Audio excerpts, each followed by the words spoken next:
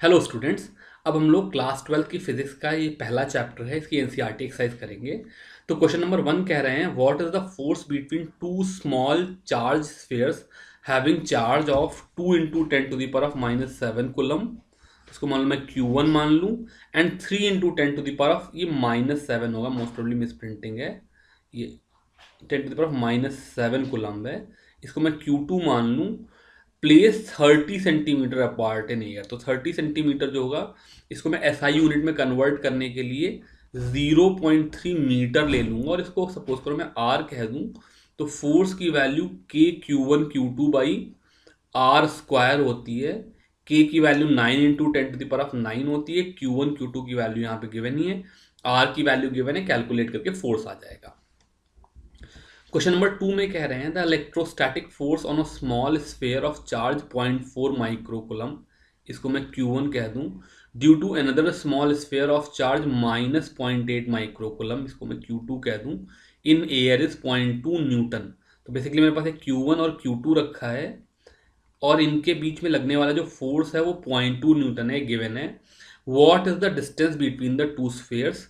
तो फिर से वही F is equal to K Q1 Q2 by R square लगाऊंगा। एफ की वैल्यू मुझे पता है, के की value 9 into ten to the power of 9, Q1 Q2 given है, ये माइक्रो कुलम में है, तो इसको मैं 0.4 into ten to the power of -6 कर लूंगा। ऐसे इसको भी 0.8 into ten to the power of -6 कर लूंगा, अपॉन आर स्क्वायर से आर की वैल्यू आ जाएगी।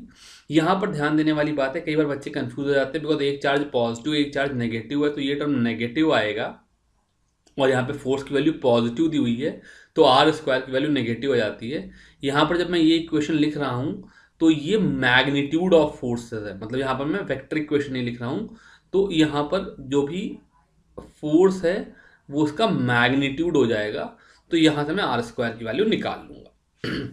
दूसरे पार्ट में कह रहे हैं, what is the force on the second sphere due to the first. तो Newton third law of motion के हिसाब से every action is equal and opposite reaction. तो अगर सेकेंड स्फीयर की वजह से पहले पे 0.2 न्यूटन का फोर्स लग रहा है, तो पहले की वजह से दूसरे वाले पे भी 0.2 न्यूटन का ही फोर्स लगेगा। क्वेश्चन नंबर 3 में कह रहे हैं, check the ratio K E square upon J G M E M P. यहाँ पर के तो 9 into ten to the power of 9 ही है। ई स्क्वायर जो मेरा इलेक्ट्रॉन का चार्ज होता है, E 1.6 into ten to the power of -19, उसका स्क्वायर है। जी ग्रेविटेशनल कांस्टेंट है, एम यू और M P mass of electron और मास ऑफ प्रोटॉन है। तो ये कह रहे हैं कि ये चेक करके बताओ कि ये रेशो डायमेंशनलेस है। तो अगर मैं एक चीज देखूं, तो फोर्स का dimension K E square by R square का डायमेंशन होगा, और फोर्स का ही dimension G M E M P by R square का डायमेंशन होगा। तो डायमेंशनली ये दोनों क्वांटिटी सेम होंगी। दोनों तरफ आर स्क्वायर कैंसिल कर दूं और इस चीज को डिनोमिनेटर में ले आऊं, तो मेरे पास एक नॉन डायमेंशनल टर्म बन जाएगा, इसलिए डायमेंशनलेस होगा ही। आप करके देख लेना। अब कह रहे हैं, look up the table of physical constant and determine the value of this ratio. तो तुमको सबकी वैल्यू पता है, सॉल्व करके इसकी वैल्यू निकाल देना। What does the ratio signifies. तो असल में हो क्या रहा है कि सपोज करो मेरे पास एक इलेक्ट्रॉन है और एक प्रोटॉन है, तो इनके बीच में लगने वाला electric force K E square by R square होगा, और इनके बीच में लगने वाला gravitational force G M E M P by R square होगा। तो ये जो रेशो है, ये इलेक्ट्रोस्टैटिक फोर्स और ग्रेविटेशनल फोर्स का रेशो निकाल रहा है। जब आप इसको सॉल्व करके निकालोगे तो ये नंबर बहुत बड़ा आएगा। इसका मतलब ओवरऑल इलेक्ट्रॉन और प्रोटॉन के बीच में लगने वाला जो इलेक्ट्रोस्टैटिक फोर्स है, वो ग्रेविटेशनल फोर्स से बहुत ज्यादा बड़ा होता है। क्वेश्चन नंबर 4 का फर्स्ट पार्ट है, can explain the meaning of the statement electric charge of a body is quantize. तो मैंने तुमको बताया ही था कि जब भी मेरे पास कोई बॉडी होगी, तो उस पर जो चार्ज होगा, it will be integral multiple of E. E जहां पर एक इलेक्ट्रॉन का चार्ज है, जिसकी value 1.6 into ten to the power of -19 coulomb होती है। तो चार्ज हमेशा 1.6 into ten to the power of -19 coulomb का इंटीग्रल मल्टीपल होता है, इसलिए charge is always quantize. Why can one ignore quantization of electric charge when dealing with macroscopic, that is large scale charges? तो जब मैं large scale charges की बात कर रहा हूँ, सपोज करो जैसे मैं पीछे एग्जांपल कर रहा था, तो चार्जेस थे वो माइक्रो कुलम के ऑर्डर के थे। तो अगर माइक्रो कुलम का भी चार्ज होगा तो भी ये जो 1.6 इंटू 10⁻⁻19 है, 1 micro coulomb is 1 into 10⁻⁻6 coulomb. तो भी ये जो 1.6 इंटू 10⁻⁻19 है, ये 1 माइक्रो कुलम के सामने बहुत छोटा नंबर है। इसका मतलब 1 माइक्रो कुलम जैसे चार्ज में भी बहुत ढेर सारे इलेक्ट्रॉन्स आ जाएंगे, इसलिए उसमें एक या दो कम या ज़्यादा हो रहा है तो बहुत ज़्यादा फर्क नहीं पड़ेगा, वो नेग्लिजिबल होगा। इसलिए लार्ज स्केल पे जो क्वांटाइजेशन है ये इंपॉर्टेंट नहीं हो जाता। जैसे इसको दूसरे एग्जाम्पल से अगर मैं समझाने की कोशिश करूं, तो सपोज करो मेरे पास एक ग्लास ऑफ वाटर है, तो उसमें जो वाटर के मॉलिक्यूल्स है वो भी क्वांटाइज्ड है, बिकॉज अल्टीमेटली एक H2O मॉलिक्यूल का एक गिवन मास होगा जो कि 18/एवोगैड्रो नंबर इतने ग्राम होगा। तो जब मैं एक ग्लास से दूसरे ग्लास में पानी ट्रांसफर कर रहा हूँ, तो जो मास ऑफ वाटर ट्रांसफर्ड होगा वो 18/एवोगैड्रो नंबर का इंटीग्रल मल्टीपल होगा। लेकिन ये जो 18/एवोगैड्रो नंबर है इतना छोटा नंबर, यानी कि एक वाटर के मॉलिक्यूल का मास इतना छोटा है कि जब मैं एक ग्लास से दूसरे ग्लास में पानी ट्रांसफर कर रहा होता हूँ तो मुझे कभी क्वांटाइजेशन की चिंता नहीं करनी पड़ती है। एग्जैक्टली उसी तरह से इलेक्ट्रॉन का चार्ज इतना छोटा है कि मुझे उसके क्वांटाइजेशन की चिंता नहीं करनी पड़ती जब मैं मैक्रोस्कोपिक बॉडीज पे चार्ज देख रहा होता हूँ। क्वेश्चन नंबर 5 में कह रहे हैं when a glass rod is rubbed with a silk cloth charges appear on both. A similar phenomena is observed with many other pairs of bodies. Explain how this observation is consistent with the law of conservation of charge. तो ये तो simple सी बात है, मेरे पास कोई एक body होगी ए, कोई दूसरी बॉडी होगी बी। इनको जब मैं रब करूंगा तो ए से बी की तरफ या बी से ए की तरफ, थोड़ी देर के लिए मैं ए से बी मान लेता हूं, यहां से कुछ इलेक्ट्रॉन निकल करके इधर चले जाएंगे।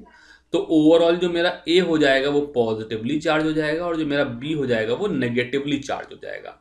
यहां पर कोई नए चार्ज क्रिएट नहीं हुए, सिर्फ चार्जेस का रीडिस्ट्रीब्यूशन हो गया है।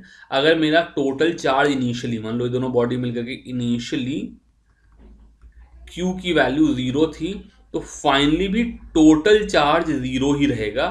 मान लो इससे अगर मेरे पास 1 माइक्रोकुलम का पॉजिटिव चार्ज आ गया तो इसके ऊपर -1 माइक्रोकुलम का ही, तो इसके ऊपर -1 माइक्रोकुलम का ही नेगेटिव चार्ज आएगा, सच दैट दोनों का सम 0 बना रहे या जो पहले था वही बाद में बना रहा है। ओवरऑल टोटल चार्ज क्वांटाइज रहेगा। क्वेश्चन नंबर 6 में कह रहे हैं 4 point charges QA, QB, QC and QD जिनका मैग्नीट्यूड 2, -5, 2 और -5 है, are located at corners of a square ABCD of side 10 centimetre. What is the force on a charge of 1 microcoulomb placed at the centre of square. तो basically अगर मैं इस problem को draw करके दिखाऊं,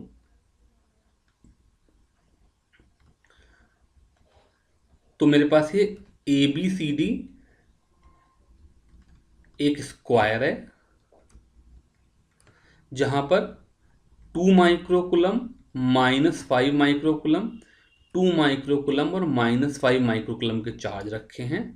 सेंटर पे 1 माइक्रोकुलम का charge रखा है।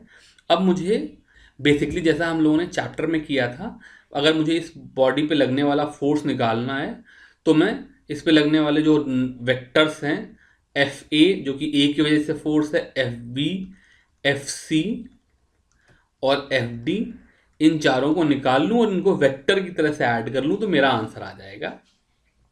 अब जब इस तरह के प्रॉब्लम आते हैं तो हम लोगों को थोड़ा सा ध्यान से देखना चाहिए।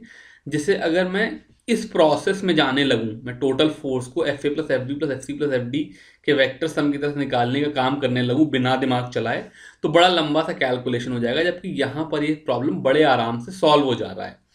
तो ये चीज़ हमेशा पहले देख लेंगे कि क्या चीज़ें कैंसिल हो जा रही हैं।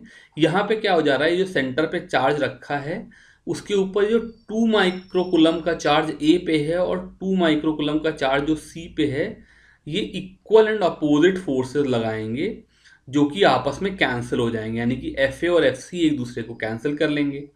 ऐसे ही जो -5 माइक्रोकुलम के चार्जेस B और D की तरफ हैं, ये इसके ऊपर इक्वल एंड अपोजिट फोर्सेस लगाएंगे तो वो भी आपस में कैंसिल हो जाएंगे। इसलिए जो मेरा 1 माइक्रोकुलम का चार्ज सेंटर पे रखा है इसके ऊपर लगने वाला नेट फोर्स 0 है। तो जब भी मेरे पास इस तरह के सवाल आएंगे तो मैं डायरेक्टली प्रॉब्लम सॉल्व करने शुरू नहीं कर दूंगा, कई बार क्या होता है, सिमेट्री कंसिडरेशन ऐसी दी होती हैं जहां पर वो एक दूसरे को कैंसिल कर देते हैं। अगर ऐसा नहीं होता तो फिर मुझे क्या करना पड़ता कि कुछ एक्स एक्सिस ले लेनी होती, वाई एक्सिस लेनी होती, F A, F B, F C, F D चारों की वैल्यू एक्स और वाई कंपोनेंट के अलॉन्ग निकाल करके ऐड करके आंसर निकाल सकता था, पर यहां पर इसकी कोई जरूरत नहीं है। क्वेश्चन नंबर 7 में कह रहे हैं electrostatic field line is a continuous curve that is a field line can not have sudden breaks, why not. तो अगर सपोज करो मेरे पास कोई फील्ड लाइन है जो यहां पर आकर के जस्ट टर्मिनेट हो जाती है, तो अगर मैं यहां पर एक गॉसियन सरफेस ले लूं, तो इस गॉसियन सरफेस के अंदर इलेक्ट्रिक फील्ड लाइन घुस रही है और बाहर नहीं निकल रही है, इसका मतलब इसके थ्रू जो फ्लक्स है वो नॉट इक्वल टू जीरो है। इसका मतलब ज़रूर इसके अंदर कोई चार्ज है। तो जो फील्ड लाइन है वो इस तरीके से किसी चार्ज पर आकर के ही ख़त्म होगी, सडन ब्रेक उसमें नहीं हो सकता है, because otherwise Gauss law violate हो जाएगा। दूसरी चीज कह रहे हैं explain why two field lines never cross each other at any point. तो सपोज करो मेरे पास ये एक फील्ड लाइन है और ये दूसरी फील्ड लाइन है, तो जो इलेक्ट्रिक फील्ड लाइन होती है उस पे जो टेंजेंट होता है वो वहां पर इलेक्ट्रिक फील्ड का डायरेक्शन देता है। तो अगर मान लो यहाँ पर दो फील्ड लाइन आपस में इंटरसेक्ट कर रही हैं, इसका मतलब ये जो पॉइंट है यहाँ पर इलेक्ट्रिक फील्ड इस डायरेक्शन में भी है और इलेक्ट्रिक फील्ड इस डायरेक्शन में भी है। अब एक पॉइंट पे दो डायरेक्शन में तो इलेक्ट्रिक फील्ड हो नहीं सकती, इसका मतलब इन दोनों का जो इंटरसेक्शन यहाँ पे दिखाई दे रहा है ये गलत है, इस तरह का इंटरसेक्शन पॉसिबल नहीं है। क्वेश्चन नंबर 8 में कह रहे हैं 2 point charges Q A is equal to 3 microcoulomb and Q B is equal to -3 microcoulomb are located 20 centimetre, इसको मैं आर लिख लेता हूं जो कि बेसिकली 0.2 मीटर हो गया एक तरीके से, 20 सेंटीमीटर अपार्ट इन वैक्यूम। तो ये मेरा क्यू ए है, ये क्यू बी है और इनके बीच की दूरी आर है, सब चीज़ों की वैल्यू मुझे गिवन है। What is the electric field at the mid point O of the line A B joining the two charges. तो ये ए है पॉइंट, ये बी है, इसका मिड पॉइंट ओ है, तो ये वाली दूरी r/2 हो गई, ये वाली दूरी भी r/2 हो गई। तो इस पे जो इलेक्ट्रिक फील्ड एट ओ हो जाएगी उसकी वैल्यू हो जाएगी k QA/r²। अब यहां पर जो इलेक्ट्रिक फील्ड एट ओ हो जाएगी उसकी वैल्यू हो जाएगी electric field at O because of A plus electric field at O because of B. तो ये दो इलेक्ट्रिक फील्ड्स का वेक्टर सम हो जाएगी, सुपरपोजिशन प्रिंसिपल लगा लेंगे। अब अगर मेरा ये चार्ज, इसको अलग बना करके दिखा दे रहा हूं, अगर ये मेरा चार्ज ए है जिसकी वैल्यू 3 माइक्रोकुलम है और यहां से ये दूरी r/2 है जो कि बेसिकली 0.1 मीटर है, तो यहां पर जो ई ए की वैल्यू होगी वो हो जाएगी 9 इंटू 10⁻⁹, ये k है, इंटू 3 इंटू 10⁻⁻�6, ये q है, अपॉन 0.1 का स्क्वायर। तो ये मेरा E A हो गया। इसी तरीके से अगर मैं B की वजह से O पे फील्ड देखूं तो ये B पॉइंट है, ये O है, B पे जो चार्ज है वो -3 माइक्रोकुलम का है, इसलिए जो EB होगी वो टूवर्ड्स B होगी, वो भी इसी डायरेक्शन में होगी, और इसका मैग्नीट्यूड भी 9 इंटू 10⁹ इंटू 3 इंटू 10⁻⁻6 अपॉन 0.1 का ये स्क्वायर है, ये साफ साफ नहीं लगा, ये 0.1 का स्क्वायर है। तो इन दोनों को क्योंकि सेम ही डायरेक्शन में है इसलिए जब मैं ऐड करूंगा तो वेक्टर एडिशन का मतलब डायरेक्ट एडिशन हो जाएगा। तो जो मेरी नेट फील्ड हो जाएगी वो इन दोनों का सम हो जाएगी, which will be twice into 9 into 10⁹ into 3 into 10⁻⁻6 by 0.1 का स्क्वायर। सॉल्व करके वैल्यू निकाल लेना। क्वेश्चन नंबर 9 में कह रहे हैं system has two charges QA जिसकी वैल्यू 2.5 इंटू 10⁻⁷ कूलम्ब है एंड QB जिसकी वैल्यू -2.5 इंटू 10⁻⁷ कूलम्ब है। They are located at A 0,0, -15 centimetre and B 0,0, +15 centimetre respectively. What are the total charge and electric dipole moment of the system? तो total charge तो simply QA plus QB हो गया जो कि यहां पर add up होकर के 0 हो गया, जो इलेक्ट्रिक डाइपोल मोमेंट है, मैंने तुमको बताया अगर मेरे पास एक माइनस क्यू और प्लस क्यू का चार्ज रखा हो जिनके बीच का सेपरेशन टी हो, तो इलेक्ट्रिक डाइपोल मोमेंट पी एक वेक्टर है जिसकी वैल्यू क्यू डी होगी और उसका डायरेक्शन नेगेटिव चार्ज से पॉजिटिव चार्ज की तरफ होगा। तो यहां पर अगर मैं देखूं तो ये दोनों जो मेरे चार्जेस हैं वो जेड एक्सिस पे रखे हुए हैं। तो अगर मैं ये जेड एक्सिस ले लूं, ये ओरिजिन ले लूं, तो मेरा क्यू ए कुछ नेगेटिव जेड एक्सिस पे रखा हुआ है -15 सेंटीमीटर पे।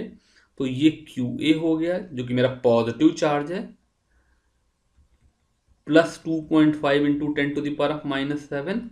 और बी यहां पर रखा हुआ है, क्यू बी रादर इसको कह दूं मैं, जिसकी वैल्यू -2.5 इंटू 10⁻⁻7 मीटर है, 10⁻⁻7 कुलम्ब है।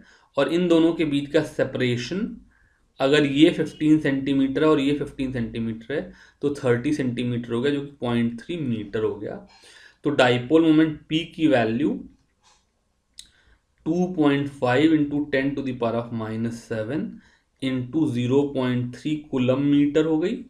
और चूंकि ये वेक्टर है जो कि नेगेटिव चार्ज से पॉजिटिव चार्ज की तरफ डायरेक्टेड है, इसलिए ये इसका direction along minus K cap हो गया। तो जो total electric dipole moment of the system हो गया उसकी value -2.5 into 10⁻⁻7 into 0.3 coulomb metre along K cap हो गई। इसकी वैल्यू कैलकुलेट करोगे तो ये कुछ -7.5 into 10⁻⁻8 coulomb metre along K cap हो जाएगा। क्वेश्चन नंबर 10 देखते हैं। ये कह रहे हैं electric dipole with dipole moment of 4 into 10⁻⁹ coulomb meters aligned at 30 degree with the direction of a uniform electric field of magnitude this। तो simple सा सवाल हो गया। बेसिकली मेरे पास कोई एक यूनिफॉर्म इलेक्ट्रिक फील्ड ई है, यहाँ पर एक डाइपोल रखा है पी, इन दोनों के बीच का एंगल 30 डिग्री है। अब ये मैग्नीट्यूड ऑफ टॉर्क पूछ रहे हैं, तो magnitude of torque is equal to P E sine theta. Torque is equal to P cross E होता है, तो मैग्नीट्यूड ऑफ टॉर्क हो जाएगा P साइन थीटा। P की वैल्यू पता है, E की वैल्यू पता है, साइन थीटा 30 डिग्री के लिए हाफ हो जाएगा। कैलकुलेट करके वैल्यू निकाल लेना। क्वेश्चन नंबर 11 में कह रहे हैं polythene piece rubbed with wool is found to have a negative charge of 3 into 10⁻⁻7 coulomb. Estimate the number of electron transferred. तो बेसिकली अगर ये मेरे पास पॉलिथीन का पीस है और ये मेरे पास वूल है और पहले दोनों न्यूट्रल थे, अब इसके ऊपर -3 इंटू 10⁻⁻7 कुलम्ब का चार्ज है और इसके ऊपर +3 इंटू 10⁻⁻7 का कुलम्ब है। ये मैं चार्ज कंजर्वेशन की वजह से दोनों पे लिख सका। तो जो चार्ज ट्रांसफर हुआ उसकी वैल्यू 3 इंटू 10⁻⁻7 है। अब ये charge Q is equal to 3 into 10⁻⁻7 coulomb का चार्ज जो ट्रांसफर हुआ, ये n इलेक्ट्रॉन्स के ट्रांसफरेंस की वजह से हुआ, इसलिए ये जो टोटल चार्जेस की वैल्यू n ही होगी। तो n की वैल्यू 3 इंटू 10⁻⁻7 अपॉन 1.6 इंटू 10⁻⁻19 हो जाएगी। फिर यहाँ पर चूंकि मैं नंबर ऑफ चार्जेस निकाल रहा हूँ तो मैं Q का खाली मैग्नीट्यूड ले रहा हूँ, इसलिए मैंने E का खाली मैग्नीट्यूड लिया, इसलिए नेगेटिव साइन रिजेक्ट कर दिया है। तो पहली बात तो इतने इलेक्ट्रॉन ट्रांसफर होंगे, इसकी वैल्यू कैलकुलेट कर लेना। और चूंकि पॉलीथिन नेगेटिवली चार्ज हुई है, वुल पॉजिटिवली चार्ज हुआ है, इसका मतलब जो इलेक्ट्रॉन होंगे वो वुल से पॉलीथिन की तरफ ट्रांसफर हुए होंगे। दूसरे पार्ट में कह रहे हैं is there are transfer of mass from wool to polythene. तो हाँ, अगर क्या कहते हैं इलेक्ट्रॉन ट्रांसफर हुए हैं तो मास का भी ट्रांसफर जरूर हुआ होगा, because electron have some finite mass. पर चूंकि इलेक्ट्रॉन का मास बहुत छोटा होता है इसलिए ये निग्लिजिबल होगा। इसकी वजह से मुझे पॉलीथिन या वूल के मास में कोई डिफरेंस मेजर नहीं कर पता चलेगा, मेजरेबल डिफरेंस कोई नहीं आएगा। क्वेश्चन नंबर 12 में कह रहे हैं two insulated charged copper sphere A and B have their centers separated by a distance of 50 centimeter. What is the mutual force of electrostatic repulsion if charge on each sphere is 6.5 into 10⁻⁻7 coulomb. तो ये आसान सा सवाल है। इन्होंने क्या किया कि भैया एक स्फीयर है जिसका चार्ज Q है, दूसरे स्फीयर का चार्ज भी Q ही है, दोनों पे इक्वल चार्ज दे दिए, इनके बीच का सेपरेशन R दे दिया। फोर्स पूछ रहे हैं तो F is equal to K Q square by R square से आंसर आ जाएगा। यहाँ पर the radii of A and B are negligible compare to the distance of separation. ये इंपॉर्टेंट है बिकॉज ये जो कूलम्स लॉ है ये पॉइंट चार्जेस के लिए एप्लीकेबल है। पार्ट बी में कह रहे हैं what is the force of repulsion if each sphere is charge double the above amount and the distance between them is half. तो अगर मैं Q की जगह पर 2Q कर दूं और R की जगह पर R/2 कर दूं तो जो मेरा नया फोर्स F डैश हो जाएगा उसकी वैल्यू K इंटू 2Q का स्क्वायर अपॉन R/2 का स्क्वायर हो जाएगी। इसको सिंप्लीफाई करेंगे तो 16F हो जाएगा। 4 ऊपर वाले की वजह से और 4 नीचे वाले की वजह से 4 इंटू 4 16 टाइम्स फोर्स बढ़ जाएगा। तो नया फोर्स जो भी पुराना फोर्स आपका आया होगा आपने कैलकुलेट किया होगा उससे 16 मल्टीप्लाई कर देंगे तो वो आ जाएगा। क्वेश्चन नंबर 13 में कह रहे हैं suppose the spheres A and be in exercise 12 have identical sizes. A third sphere of same size but uncharged is brought in contact with the first, then brought in contact with the second, and finally removed from both. What is the new force of repulsion between A and B? तो मैं इस problem को पिछले problem से state करता हूँ। मान लो मेरे पास इस A वाले के ऊपर चार्ज Q था, B वाले के ऊपर भी चार्ज Q था, सेपरेशन तो R वही था ही जो 50 सेंटीमीटर था, और यहां पर जो फोर्स था उसकी वैल्यू F थी।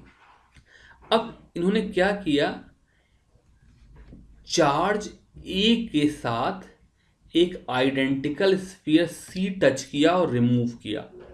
तो यहां पर मैं एक इंपॉर्टेंट कंसेप्ट सिखाना चाहूंगा कि सपोज करो मेरे पास दो आइडेंटिकल स्फीयर्स हों जिनके ऊपर चार्ज कुछ Q1 और Q2 हो और इनको मैं कांटेक्ट में लेके आऊं और ये कंडक्टिंग स्फीयर्स हों और फिर रिमूव कर दूं तो दोनों के यूपर जो नेट चार्ज हो जाएगा वो Q1 प्लस Q2/2 और Q1 प्लस Q2/2 हो जाएगा। यानी कि जो भी टोटल चार्ज था वो दोनों पे यूनिफॉर्मली डिस्ट्रीब्यूट हो जाएगा, दोनों में आधा आधा बढ़ जाएगा।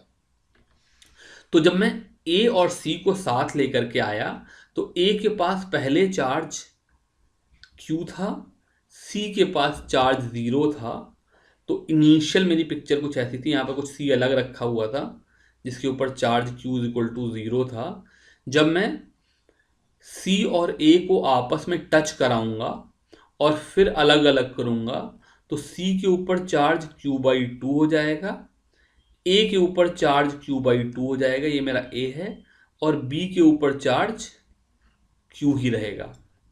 अब नेक्स्ट पार्ट में क्या किया, उन्होंने क्या कि पहले तो थर्ड स्फीयर को A के साथ टच कराया और उसके बाद उसको मैंने B के साथ टच कराया, सेकेंड स्फीयर के साथ टच कराया। तो अब जब मैं B और C को टच कराऊंगा, B के ऊपर चार्ज Q है, C के ऊपर चार्ज Q/2 है, इन दोनों को जब मैं टच कराऊंगा और फिर रिमूव करूंगा तो इन दोनों के ऊपर जो नेट चार्ज हो जाएगा वो 3Q/4 हो जाएगा। इन दोनों का सम करके डिवाइडेड बाई 2 करूंगा तो फाइनली जो मेरी पिक्चर होगी उसमें मेरा जो पार्टिकल A है इसके ऊपर चार्ज Q/2 हो जाएगा और जो पार्टिकल B है इसके ऊपर चार्ज 3Q/4 हो जाएगा और इनके बीच का सेपरेशन R ही रहेगा। तो अगर F की इनिशियल वैल्यू KQ² थी जिसकी वैल्यू आपने पिछली बार में कैलकुलेट की आपको पता होगी, तो अब इन दोनों के बीच में लगने वाला जो नया फोर्स F डैश है उसकी value KQ/2 into 3Q/4 upon R² हो जाएगी जिसकी वैल्यू बेसिकली 3/8 F हो जाएगी, 3/8 KQ²/R² हो जाएगी। तो पीछे आपने F की वैल्यू कैलकुलेट की थी उसको 3/8 से मल्टीप्लाई कर देंगे तो मेरा आंसर हो जाएगा। तो इस प्रॉब्लम को करने के लिए जो मैंने एक नया कंसेप्ट बताया उसको फिर से ध्यान से समझ लो कि जब मैं दो आइडेंटिकल स्फीयर्स को आपस में कांटेक्ट में लेके आता हूं तो जो दोनों के ऊपर इनिशियल चार्जेस हैं वो दोनों में इक्वली डिवाइड हो जाते हैं। मतलब एक के ऊपर अगर Q1 चार्ज है दूसरे के ऊपर Q2 है तो दोनों Q1 प्लस Q2/2 हो जाते हैं। ये बात तभी वैलिड है अगर दोनों स्फीयर आइडेंटिकल हैं, अगर वो डिफरेंट होंगे तो ये बात वैलिड नहीं होगी, पर फिलहाल अभी हम वो वाला कंसेप्ट नहीं कर रहे हैं। क्वेश्चन नंबर 14 में कह रहे हैं figure shows tracks of 3 charge particles in uniform electric field, give the sign of 3 charges, which particle has the highest charge to mass ratio. तो ऑब्वियसली जो 1 और 2 हैं ये पॉजिटिव चार्ज की तरफ अट्रैक्टेड हैं, इसलिए नेगेटिव चार्ज पार्टिकल हैं, और 3 जो है वो पॉजिटिवली चार्ज है बिकॉज वो नेगेटिव प्लेट की तरफ अट्रैक्टेड है। अब जो चार्ज बाई मास रेशो होता है उसको हम बेसिकली डिफ्लेक्शन से मेजर करते हैं, जिसमें जितना ज़्यादा डिफ्लेक्शन है उसका चार्ज बाई मास रेशो सबसे ज़्यादा है। तो वैसे तो यहाँ पे कोई बहुत क्लियर नहीं है, बट रिलेटिवली मुझको 3 में डिफ्लेक्शन थोड़ा ज़्यादा लग रहा है, इसलिए आई वुड गो विथ 3 कि 3 का जो चार्ज टू मास रेशो है वो सबसे ज़्यादा है। क्वेश्चन नंबर 15 कह रहे हैं consider uniform electric field of 3 into 10⁻³ Newton per coulomb I cap, मतलब ये एक्स। क्वेश्चन नंबर 15 में कह रहे हैं consider a uniform electric field E is equal to 3 into 10⁻³ I cap along newton per coulomb. तो ये आई कैप के along 3000 newton per coulomb की फील्ड है। What is the flux of this field through a square of 10 centimetre on a side whose plane is parallel to the YZ plane. तो basically flux निकालने को कह रहे हैं मुझको, फील्ड दे दी और एक तरह से स्क्वायर का एरिया दे दिया। तो जब मैंने फ्लक्स के बारे में सिखाया था तो वैसे तो फ्लक्स मैं तुमको इंटीग्रल E.ds बोलता था, लेकिन चूंकि यहाँ पर इलेक्ट्रिक फील्ड भी कांस्टेंट है और एरिया भी कांस्टेंट है, इसलिए फ्लक्स जो कि इंटीग्रल E.ds है इसकी वैल्यू EA cos थीटा हो जाती है, where theta is the angle between electric field and area vector. और एरिया वेक्टर का जो डायरेक्शन होता था वो हम लोग हमेशा परपेंडिकुलर टू द एरिया लेते थे। तो अगर मैं पार्ट ए में देखूं तो ये कह रहे हैं what is the flux of the field through a square of 10 centimetre. तो एक जो 10 सेंटीमीटर का स्क्वायर है तो एरिया की वैल्यू 0.1 का स्क्वायर हो गई। 10 सेंटीमीटर को मैं मीटर में कन्वर्ट कर लूंगा तो 0.1 मीटर का स्क्वायर, ये तो एरिया हो गया। Whose plane is parallel to YZ plane. तो अगर स्क्वायर का प्लेन YZ प्लेन के पैरेलल है तो जो उसका एरिया वेक्टर है ये अलोंग आई कैप हो जाएगा। तो इलेक्ट्रिक फील्ड भी अलोंग आई कैप है, एरिया वेक्टर भी अलोंग आई कैप है, तो इसका मतलब इलेक्ट्रिक फील्ड और एरिया वेक्टर दोनों आपस में पैरेलल हैं। थीटा की वैल्यू 0 डिग्री है या cos थीटा 1 है, तो पार्ट ए का आंसर सिंपली E इंटू ए हो जाएगा, जो कि 3 इंटू 10⁻³ इंटू 0.1 का स्क्वायर 30 यूनिट्स हो गया। यूनिट्स लिख लेना, Newton per coulomb into metre square आ जाएगी। अब पार्ट बी देखते हैं। ये पूछ रहे हैं what is the flux through the same square if the normal to its plane which is basically जो एरिया वेक्टर का डायरेक्शन है makes a 60 degree angle with the X axis. तो एक्स एक्सिस का मतलब इलेक्ट्रिक फील्ड का direction है। तो इस बार कह रहा है कि मेरा जो इलेक्ट्रिक फील्ड है वो तो एक्स एक्सिस के अलॉन्ग है, लेकिन जो एरिया वेक्टर है वो इस तरीके से है कि जो एरिया वेक्टर का नॉर्मल है वो 60 डिग्री का एंगल बना रहा है। तो इस बार ई ए कॉस थीटा की वैल्यू ई ए इंटू हाफ हो जाएगी, बिकॉज 60 डिग्री के लिए कॉस थीटा की वैल्यू हाफ होती है। तो पिछली बार अगर ये 30 यूनिट्स था तो इसकी वैल्यू 15 यूनिट्स आ जाएगी। क्वेश्चन नंबर 16 में कह रहे हैं what is the net flux of the uniform electric field of exercise 15 through a cube of side 10 centimetre oriented so that its face are parallel to the coordinate planes. तो इस बार मेरी वही electric field है ई, जिसकी value 3 into 10⁻³ Newton पर coulomb है, और यहाँ पर एक क्यूब रखा हुआ है। तो इस क्यूब के थ्रू अगर मुझे फ्लक्स निकालना है तो इस फ्लक्स को देखने के दो तरीके हैं। एक तो अगर मैं फाइनली गॉस लॉ से देखूं तो phi is equal to Q in by epsilon naught होता है, और चूंकि इस क्यूब के अंदर कोई चार्ज रखा नहीं है इसलिए इसकी वैल्यू 0 हो जाएगी।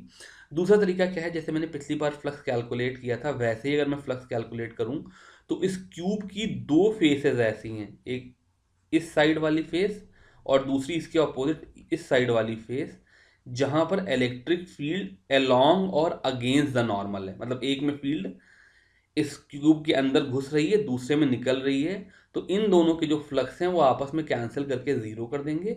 बाकी जो चारों फेसेस हैं साइड वाली, वहां पर तो इलेक्ट्रिक फील्ड वेक्टर और एरिया वेक्टर आपस में परपेंडिकुलर हैं, तो वहां पर तो फ्लक्स 0 ही होगा, इसलिए भी इस फ्लक्स की वैल्यू 0 हो सकती है।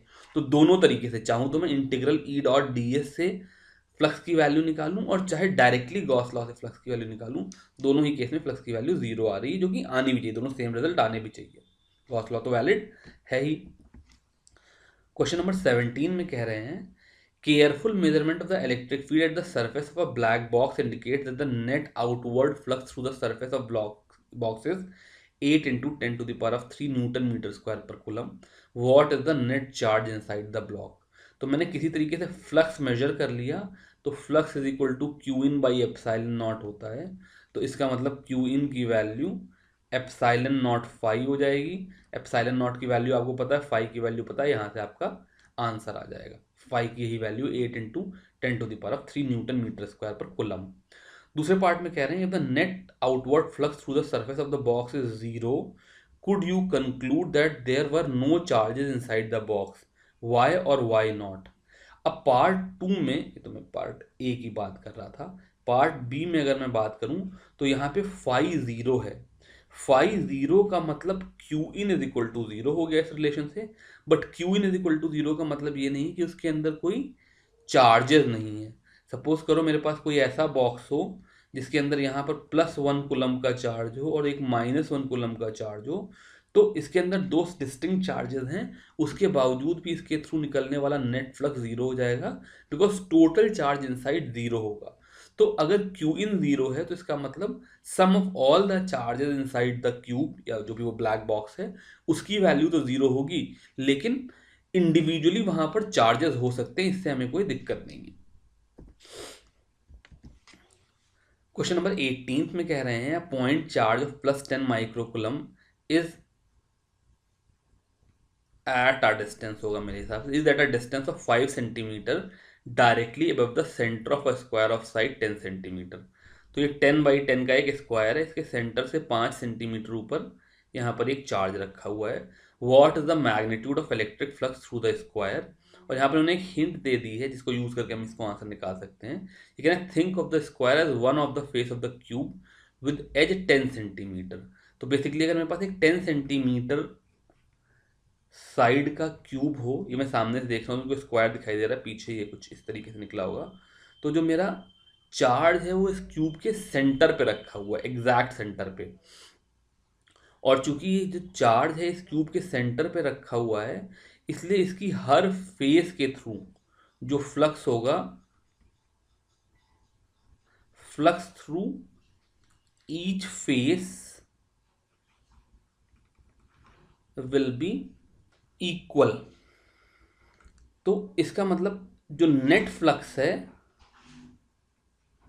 टोटल फ्लक्स की value Q in by epsilon not होती है। तो 6 फेसेस के थ्रू फ्लक्स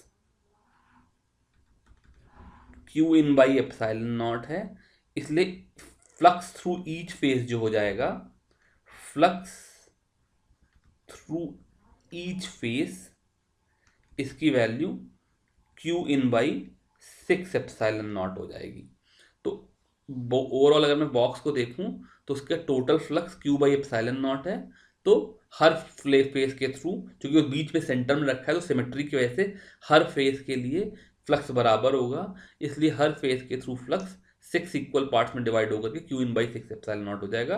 तो क्यू इन की वैल्यू उन्होंने दे ही रखी है और एप्सिलॉन नॉट की वैल्यू मुझे पता है, यहाँ से मैं आंसर निकाल लूंगा। इस क्वेश्चन में ध्यान देने वाली बात क्या है कि जो हर फेस का फ्लक्स था वो यहाँ पर इक्वल आया बिकॉज चार्ज सेंटर में रखा हुआ है। अगर सपोज करो ये चार्ज क्यूब के सेंटर की बजाय थोड़ा इधर उधर रखा होता तो टोटल फ्लक्स तो क्यू बाई एप्सिलॉन नॉट होता, लेकिन हर फेस के थ्रू फ्लक्स तब इक्वल नहीं होता। तो किसी में क्यू बाई 6 एप्सिलॉन नॉट से ज़्यादा होता, किसी में क्यू बाई 6 एप्सिलॉन नॉट से कम होता। लेकिन लकीली हमारे साथ आराम की बात क्या है कि जब भी हमसे सवाल पूछे जाएंगे तो हमको सिमेट्रिक कंडीशन के ही सवाल पूछे जाएंगे, बिकॉज अगर इस तरह की एसिमेट्रिक कंडीशन है तो फिर फ्लक्स निकालना बहुत ज़्यादा मुश्किल है, वो सवाल हमसे पूछे ही नहीं जाएंगे। तो जहाँ भी मुझे इस तरह के सवाल आ रहे हैं, मुझे कहीं ना कहीं से सिमेट्री ढूंढनी है, उस सिमेट्री के बेसिस पर हम लोग अपना आंसर देंगे। क्वेश्चन नंबर 19 में कह रहे हैं point charge of 2 microcoulomb is at the centre of a cubic Gaussian surface 9 centimetre on the edge, what is the net electric flux through the surface. तो फिर से नेट फ्लक्स की value Q in by epsilon naught हो गई, तो उसकी value 2 micro coulomb by epsilon naught हो गई। यहाँ पर फिर गॉसियन सरफेस के साइड का कोई मतलब नहीं है, चाहे कितनी बड़ी कितनी छोटी गॉसियन सरफेस हो, जो नेट फ्लक्स होता है वो क्यू बाई एप्सिलॉन नॉट ही होता है। क्वेश्चन नंबर 20 है, ये कह रहे हैं a point charge causes an electric flux of -1 × 10⁻³ newton metre square per coulomb to pass through the spherical Gaussian surface of 10 centimetre radius centred on the charge. इसका मतलब मेरे पास एक चार्ज है जो कि किसी गॉसियन सरफेस के सेंटर पे रखा है। इस गॉसियन सरफेस का रेडियस 10 सेंटीमीटर है और इसके थ्रू जो फ्लक्स है उसकी value -1 × 10⁻³ newton metre square per coulomb है। अब पार्ट ए में कह रहे हैं the radius of the Gaussian surface for doubled how much flux would pass through the surface. तो मैंने अभी आपको बताया कि साइज से कोई फर्क नहीं पड़ता है गॉसियन सरफेस से। होगा क्या कि जब मैं इसका साइज बढ़ा दूंगा तो मेरी इलेक्ट्रिक फील्ड की स्ट्रेंथ कम हो जाएगी, एरिया बढ़ जाएगा, लेकिन फ्लक्स सेम रहेगा। फ्लक्स की value Q by epsilon not ही होती है, rather Q in by epsilon not. तो इस पार्ट में ये फ्लक्स सेम रहेगा। दूसरा बात पूछा what is the value of point charge, तो phi is equal to Q by epsilon naught है, तो यहाँ से क्यू की value phi into epsilon naught आ जाएगी। फाई की वैल्यू मुझे यहाँ गिवन है, एप्सिलॉन नॉट की वैल्यू आप जानते हैं, मल्टीप्लाई करके आंसर निकाल लेंगे। इस तरीके से हम लोग ये एक्सरसाइज का फर्स्ट पार्ट यहाँ पे खत्म कर रहे हैं। सेकेंड पार्ट में हम लोग बचे हुए क्वेश्चन करेंगे। अभी के लिए इतना ही। Thank you very much.